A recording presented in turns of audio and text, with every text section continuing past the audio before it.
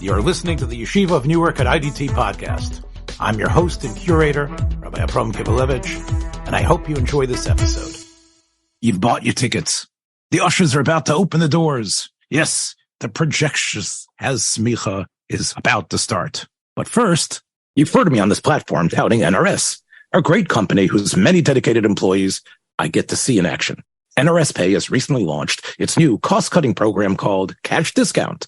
The way it works is any vendor using NRS Pay Cash Discount has their sale register tabulating automatically a dual pricing, which offers customers a choice of a cash payment, which could result in up to a 4% discount over swiping their card.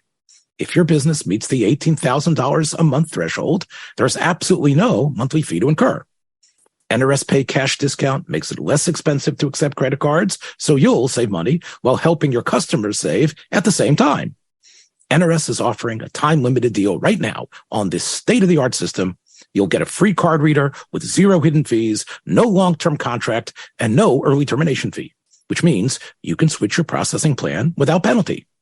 NRS Pay is a proud part of the IDT Corporation that I've been associated with for over 10 years and has integrity built into its corporate DNA. I know its founder and officers and salespeople, and they truly stand by their product and will help you with live stateside-based customer service on any issue or question.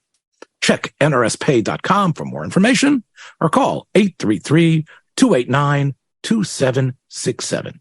And now here's the Projectionist has Semicha. Enjoy. Clear the aisles, the Projectionist has Semicha. Hi, I'm here with Yitzchak Kolakowski. We're recording this, of course, before Yom Kippur, but of course you people are going to be hearing this post the Day of Atonement holiday. But Yitzchak and I were talking today about memories of our parents and grandparents. One of the things that Yom Kippur brings up in most Jews is the sense of who isn't here with us. And Yitzchak was mentioning to me about his dad. And it was interesting that his dad's influences, especially as he felt, had shaped very much a lot of his tastes in the type of films and television programs that he liked. He mentioned to me that his dad had a distaste for everyone's favorite lovable redhead, Lucille Ball.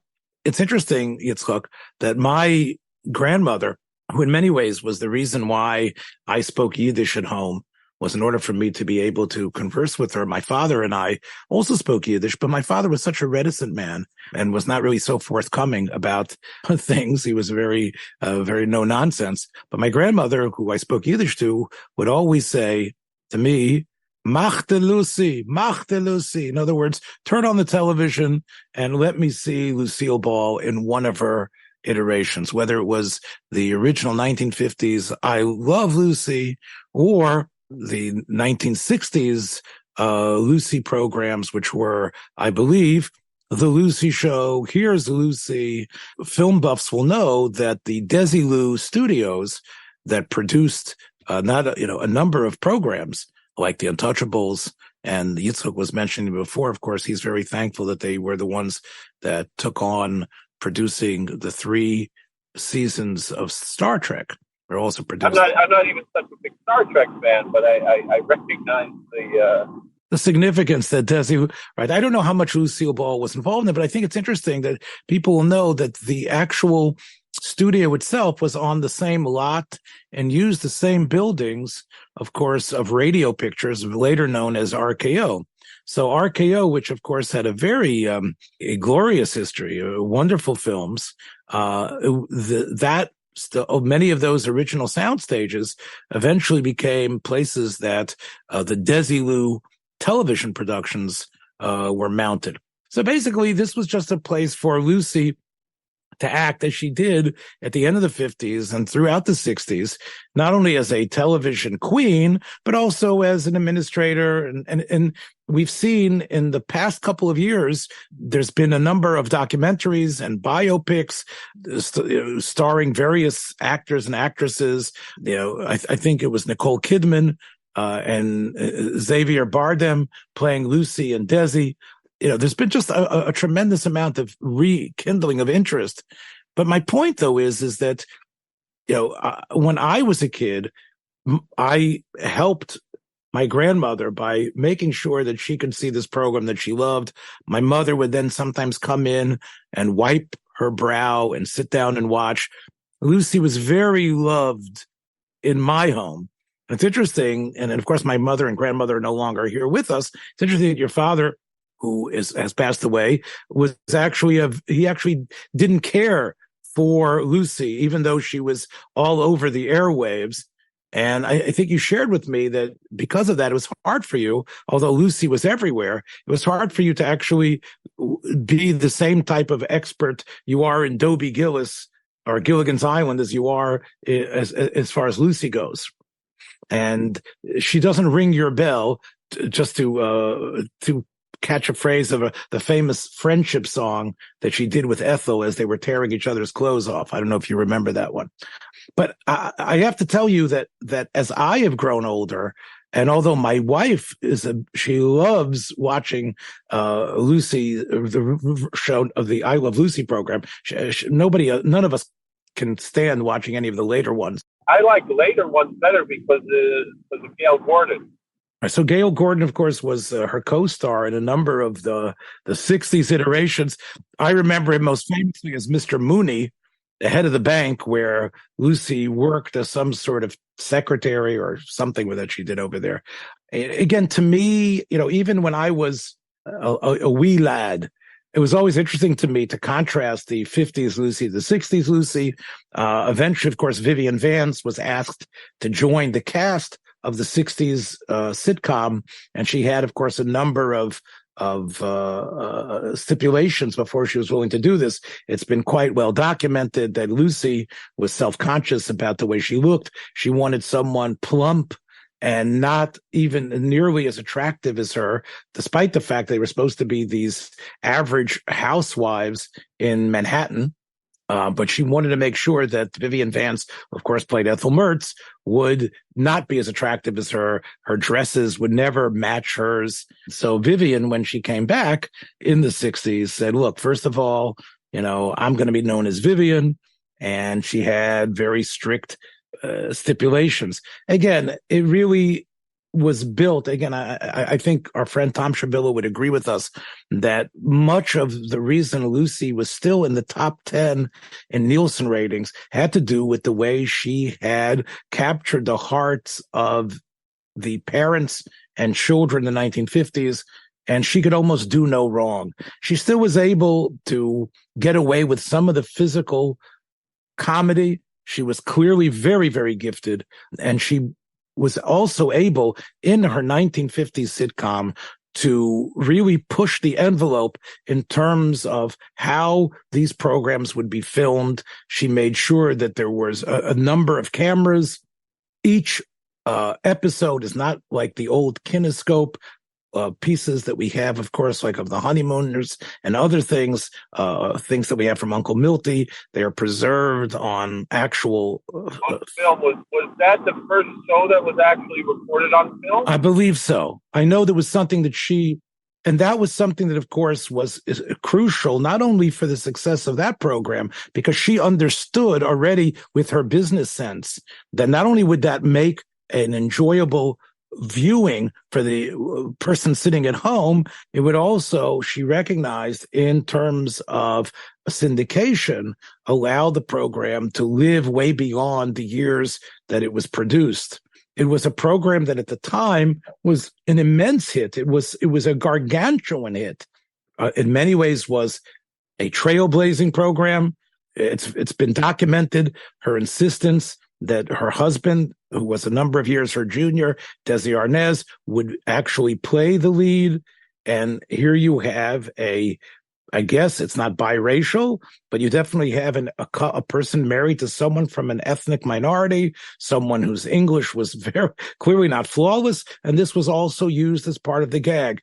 The writers on that program, of course, had written for her on her radio show, My Favorite Husband. So Jess Oppenheimer and some of the other writers carried over, and they, of course, were extremely gifted. This ensemble was extremely well loved, and I understand why. You cannot compare it to Dick Van Dyke or Mary Tyler Moore or any of the more sophisticated programming of the 60s. But clearly, all television sitcoms that have lasting power owe a debt to I Love Lucy.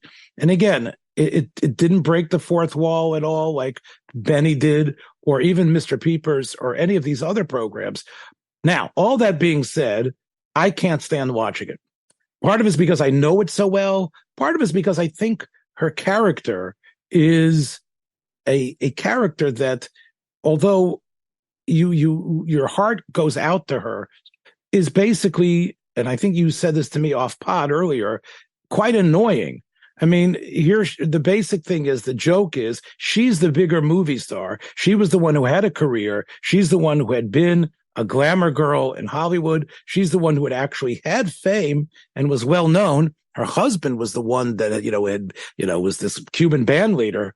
But here in the program, things are reversed. He's the one who has openings to Hollywood. He's the one that is in show business. And she, during the whole run of the series, is trying to promote herself. I think it's that dynamic that runs the most uncomfortably, because even though you said that her shows in the 60s were less appreciated, I find those more enjoyable, where she's playing a single woman, as opposed to in I Love Lucy, where she's the second banana to Desi, and she's always whining and crying about, Desi won't let her be in the show. Ricky won't let her be in the show. I think it's been documented, Yitzchak, that Desi, despite the fact that his mastery of English was not complete, he was a very savvy controller, and he made sure that the episodes were written in a way that Desi doesn't end up being the butt of the joke. In other words, even though Ricky can sometimes also be flustered, generally it's Lucy who learns the lesson. Generally, Lucy is underneath. Lucy's the one who has to cry. Lucy's the one that has to recognize that maybe she can't go as far as she thinks. And in that way, you're right. Lucy is not an image for women empowerment in any way, because her harebrained schemes always end up putting her in this incredible place. Now you can tell that the audience that was watching this was really very, very, they were really cracking up. They were really very, very amused by her antics. And there's no question about it. She, in a way, tapped in. We talked about silent film last week. She could have made it in the silence. Well, the other one that I remember from Lucy's show that I think one of the best was where she teamed up with Harpo Marx. We know that in 1938, she actually starred together with the Marx Brothers. She's actually second bill after the Marx Brothers, before Ann Miller, the incredible Ann Miller, who, of course, is, most people would say, is probably the most impressive woman dancer in Hollywood history. But she was in that film, and she got to know the Marx Brothers, and she was very friendly with them. So Harpo did her, it was a toiva. The truth is, Yitzchak, if you remember, the writers of I Love Lucy really didn't know what to do with the program, especially after little Ricky was born. That, of course, was, in my mind, probably the most real, incredible moment where, Lucy is pregnant and she's trying to tell Desi about this. In that scene where she is trying to hint to and tell Ricky, I think it's probably one of the best episodes. I could probably watch that again. And you can see the tears are so real on Lucy's face, acting this, because it was difficult for her to have children. She had two, of course, Desi Arnaz Jr. and Lucy Arnaz, but having children came difficult to her. She had them in her 40s. And when little Ricky was born, it actually aired the night that Lucy was having a cesarean. And it actually aired the exact same night that Lucille Ball actually delivered the child, was the same episode of Lucy going to the hospital. And as you know, that has been replicated as well in so many other television programs. One that I remember was Full House, and that really stuck with me when Lori Loughlin, who's now in prison, and she was trying to, playing Aunt Becky, and she's telling Jesse that she was trying to say that they're going to have a baby, so she brings baby corn and baby carrots to try to hint to him that she's going to have a baby. That she's having a baby. Not only revealing that you're pregnant, which I think happened in many, many old Hollywood films, but I was talking about the rush to the hospital, and the father forgetting everything. I'm saying almost every sitcom and dramedy has we forgot the suitcase, we forgot her.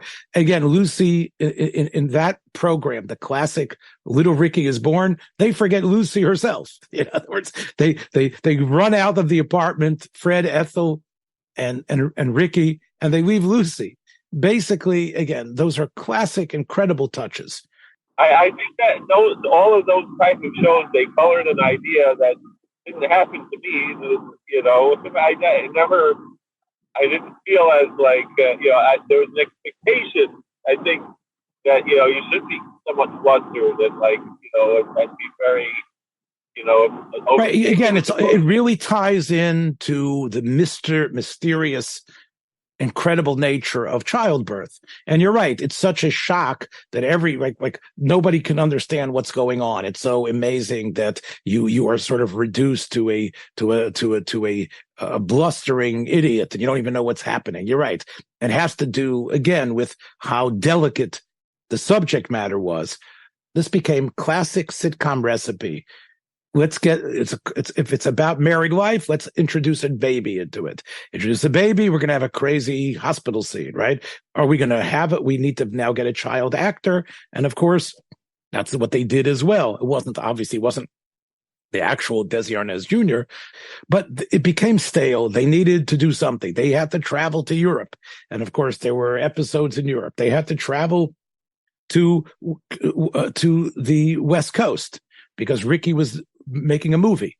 And of course, that gave Bill Holden a chance to be on the show. They gave a chance for John Wayne to be on the show. And that really shows you, Yitzchak, how damn popular this program was. Everybody wanted on it. They didn't have to beg John Wayne to come on. The Duke wanted to be on the show because it increased his presence in America's consciousness.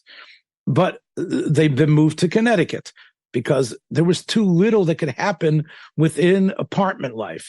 So even though the program, in a way, is quite stable, you can see the fissures inside of it. You can see that what is going to happen, what's going on, and the necessity, of course, of unnaturally having Fred and Ethel come along with them. It was clear that you cannot have just Ricky and Lucy. And remember, they didn't have the money to bring in loads of side characters, although there were a number of famous guest stars. Of course, Tennessee Ernie Ford had an incredible, I think he was on twice on the show as Lucy's cousin from Tennessee. And there were a number of other stars who made their perhaps television debut. Hayden Rourke did a great job on there, of course, known as from I Dream of Jeannie. Many character actors found their way into I Love Lucy, and from there they went on to greater careers. But I think what we want to, again, this is a very big introduction. This is sort of like Hineni Onimi Mas, but we're getting to the real meat of what we're going to want to talk about is that Genug Schein. We all know about how great I Love Lucy is. You can hate it. It's significant. Let's talk about Lucy in a way that isn't as, in my mind, as grating on the eyes and ears. A Lucy that's not just whining and demanding.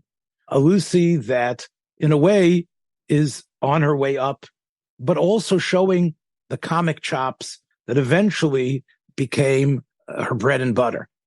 And I want to talk about, I know you mentioning that, and I think in terms of time, she already starred with three of your favorites, the Three Stooges, in a short called The Three Little Pigskins.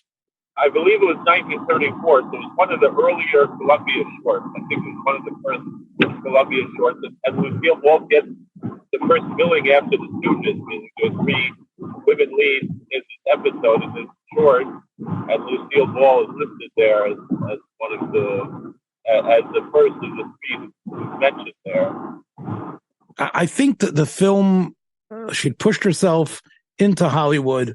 She'd been uncredited and seen in a number of different films. Yeah, because clearly, she was very much unlike what happens in, I Love Lucy. And this is part of why I think, she was so vain in the 1960s, that she was known as a very pretty up and coming girl.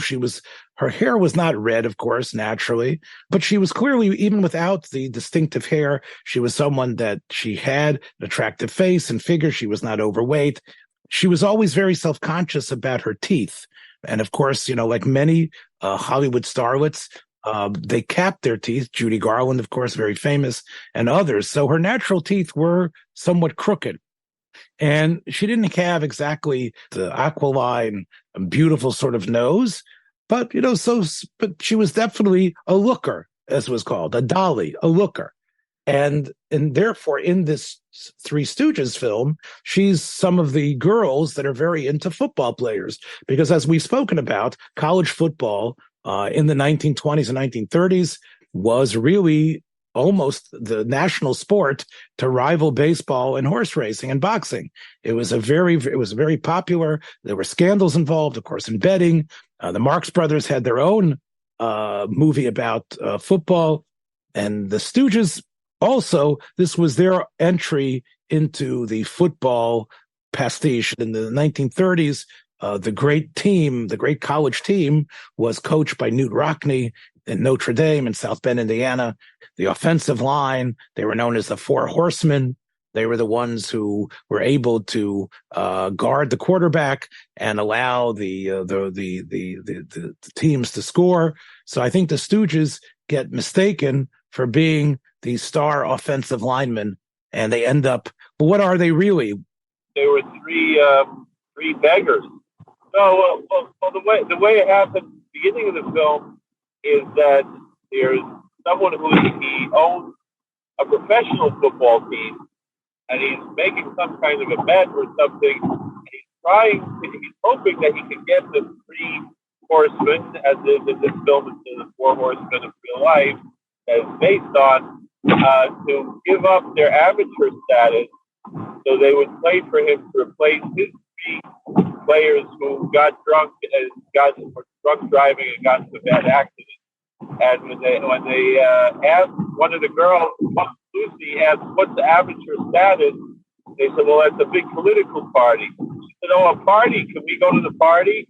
So then what happened was that they were asked to advertise the game, and they're wearing football uniforms while they're advertising the game.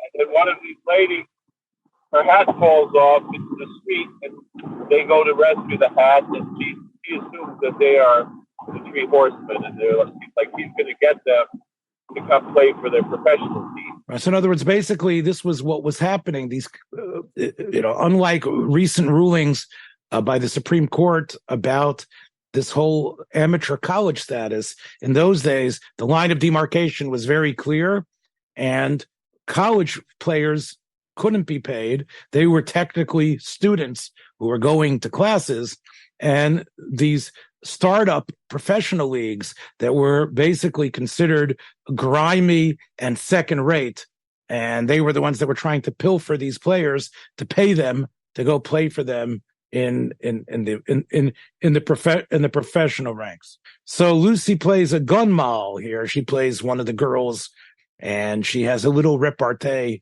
with the Stooges there, but it's clearly a comedy. She doesn't really engage in any pratfalls and any of the physical stuff that she was later famous for. Not that I recall.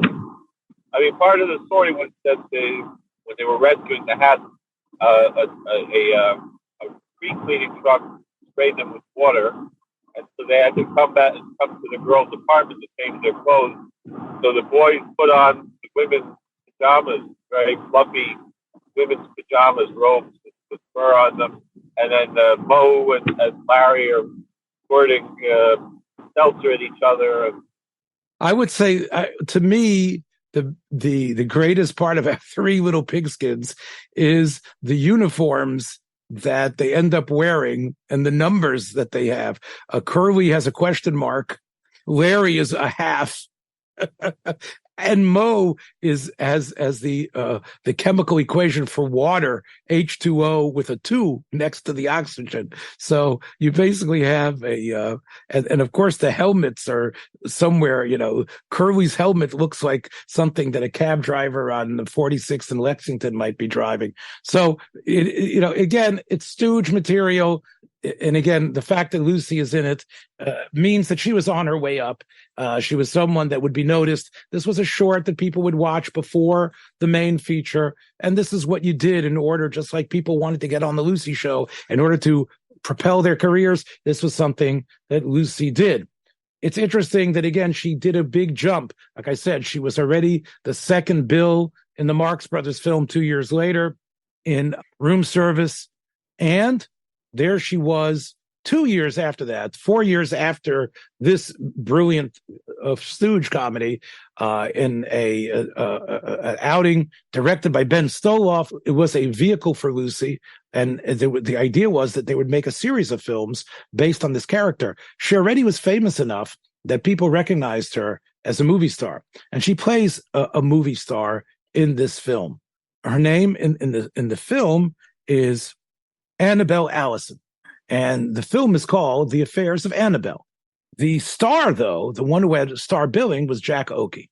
Now, Jack Oakey was an actor that I actually praised his performance in Thieves Highway. You might remember that film that we talked about with Richard Conte. But, we could have actually mentioned Oakey in our program 2 weeks ago, Yitzchak, as sort of a rotund, pushy fat guy. He wasn't exactly, he wasn't of the girth of Oliver Hardy or John Candy, but he was a similar. Candy did a lot of Oakey-like stuff. Oakey in many ways, was a pushy, over-aggressive handler, in many ways a very popular comedian when he was a star. I think these films, was sort of his last great period. By the time he made Thieves Highway, he wasn't hardly working at all. And he did a great job in that role. If you remember, playing his name was Slav, and he was playing a sort of a real low-life truck driver who discovers that he has a heart and a conscience at the end of that film. But here, this is totally a one-note laugh for Oakey. Oakey plays a press agent of the movie star Annabel Allison, played by Lucille Ball.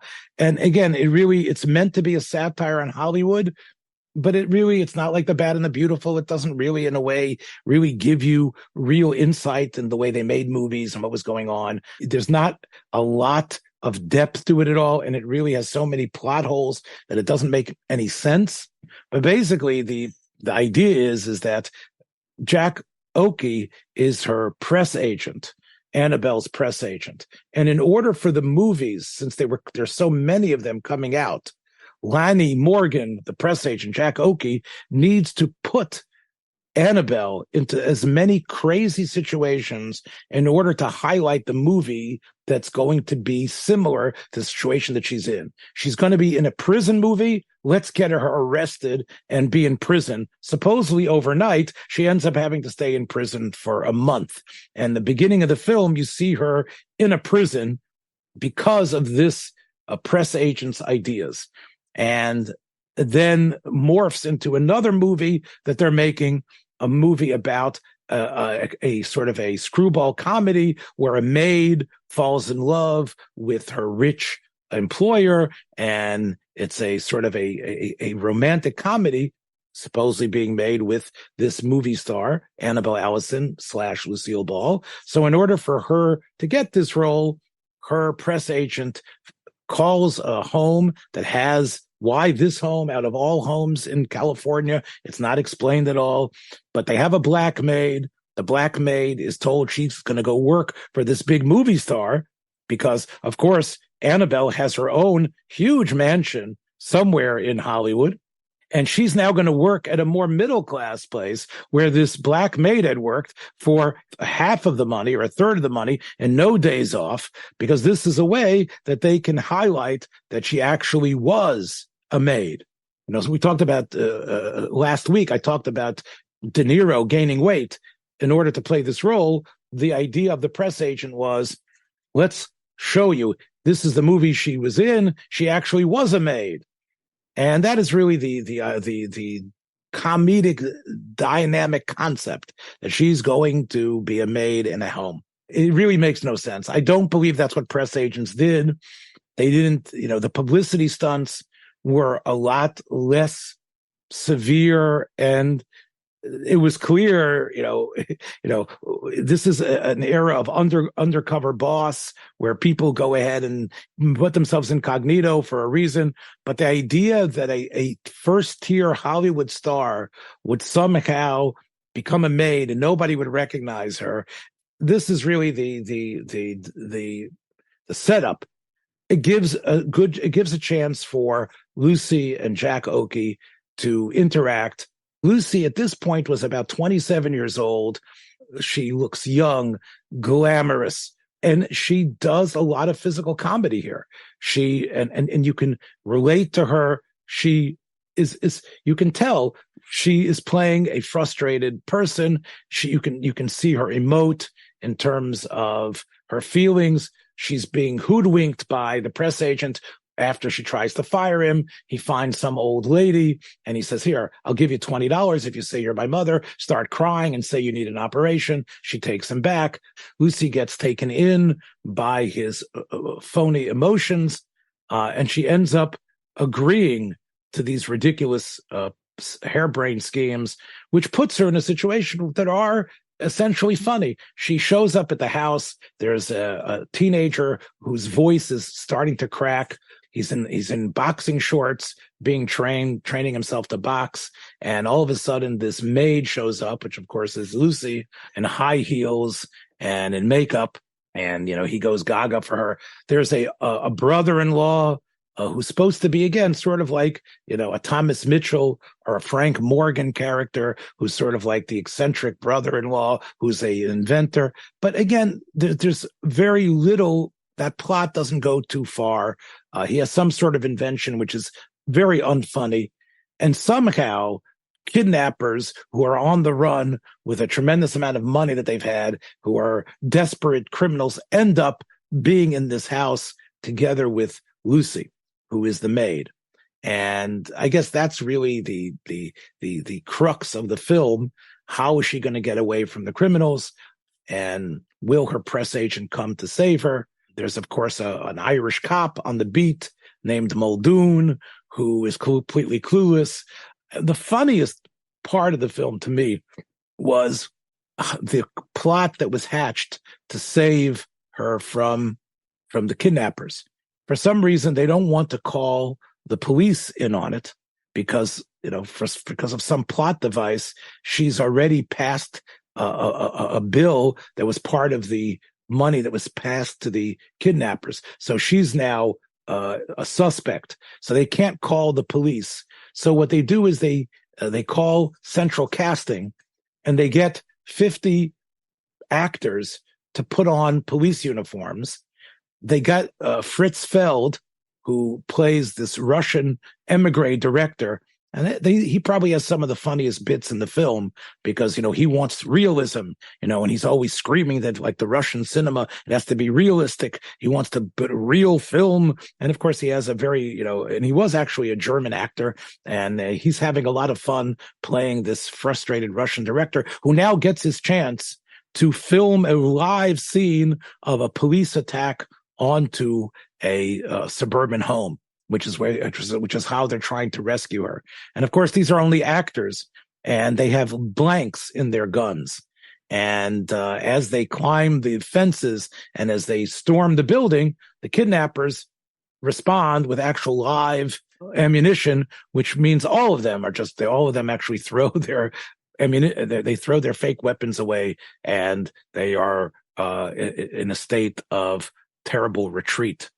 Meaning, the film actually makes you think about, hey, every policeman in this movie is a fake. You know what I'm saying, right? In other words, let's get some fake policemen. Okay, but then the real policemen are also the fake policemen that this movie is foisting upon us, and everything is a blank. So really, that was to me, a surrealistic moment. Let's film a movie with policemen storming the building, and then let's have the real policemen show up, who of course are also people from central casting who happen to look like they should be policemen as well. So that, to me, again, I don't know if if Stoloff and Yavitz wanted this to happen, but to me that was a moment that had a little bit of sublime humor. Silent terror, that's not exactly, but if there was a fire going on somewhere in town, they would go and film that. Right. They would actually take their cameras and use it as part of the film. Remember, by 1938, things had developed to the point that I guess Hollywood was ripe for satire.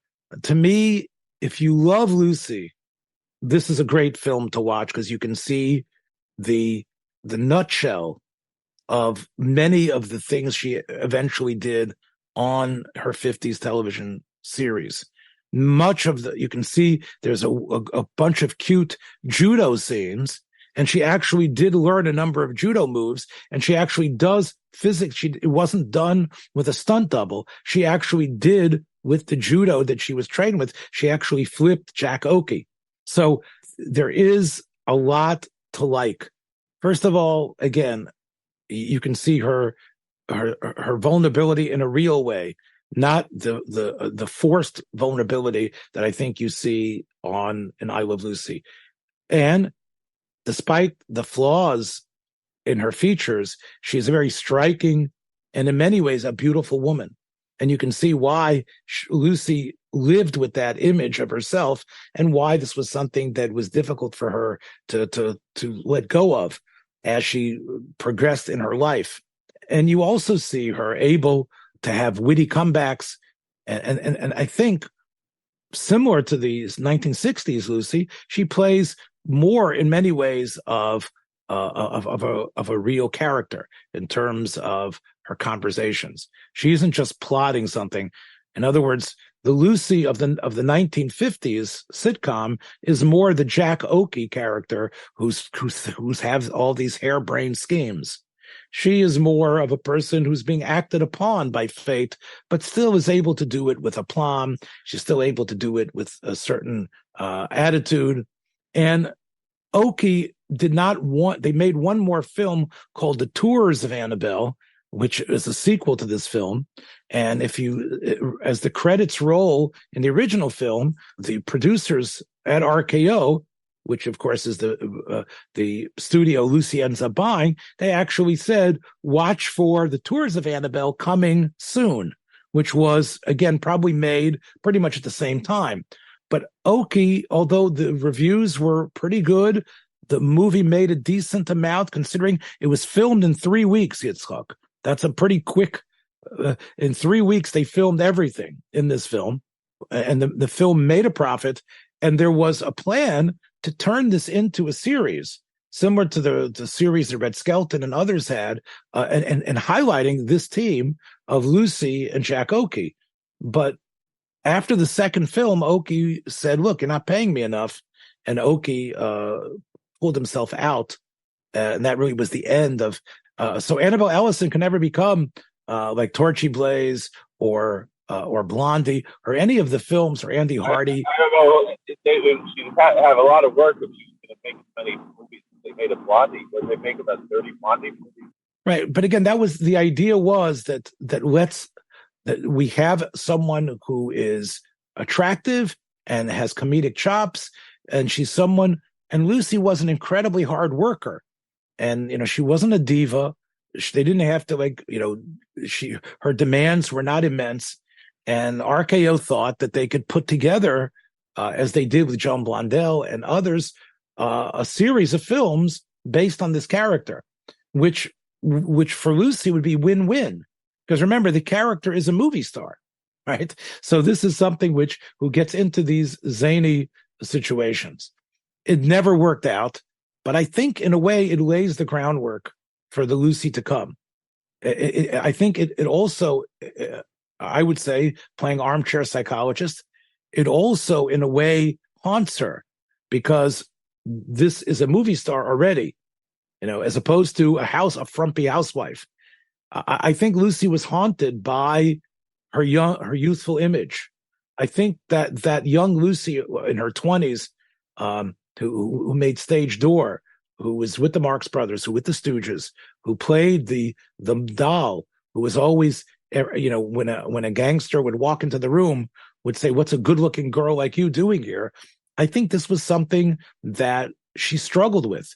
That even though she showed in this film that she wasn't just a good looker, she didn't, like we saw, I mentioned her in the film Five Came Back. She plays this survivor of a plane crash.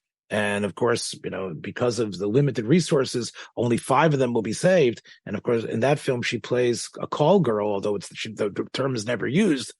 I think this was something that, in a way, was an image that she realized you couldn't keep forever, but was the type of thing that she always felt she could come back to. And Father Time is not kind. And she really, I think, never burst through to even be someone like Anne Sheridan. She never even burst, or even like Joan Blondell. She had never really pushed through to the point that she had been an A-lister. I think when she talked about it, she felt that this was, she was clearly ensconced in B films, and that was okay for her at the time. But, she never really made it like Lana Turner or even Linda Darnell, who I mentioned before, or Hedy Lamarr, any of those characters. She didn't have that intense beauty, and she didn't really have that acting ability either.